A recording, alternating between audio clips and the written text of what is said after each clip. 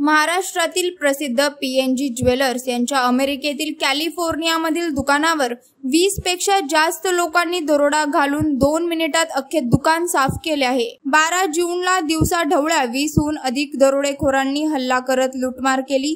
दरोडेखोरांनी दुकानात शिरून हातोड्याचा वापर करत शोकेसच्या काचा फोडून दुकानातील सर्व दागिने लुटले। या घटनेचा सीसीटीव्ही फुटेज सध्या सोशल मीडियावर व्हायरल होत आहे। या घटनेची माहिती कळताच पोलीस घटनास्थळी दाखल झाले आणि त्यांनी दरोडेखोरांचा पाठलाग देखील केला। मात्र फक्त 5 जणांना पकडण्यात यश आले। त्यांना विविध गुन्ह्याखाली सांता क्लारा काउंटी तुरुंगात ठेवले असून त्यांच्यावर दरोडा आणि वाहन चोरीचा गुन्हा दाखल केला आहे। गेल्या 6 आठवड्यात बे एरियातील भारतीयांच्या दागिन्यांच्या दुकानांवर दरोडा पडण्याची ही तिसरी वेळ आहे।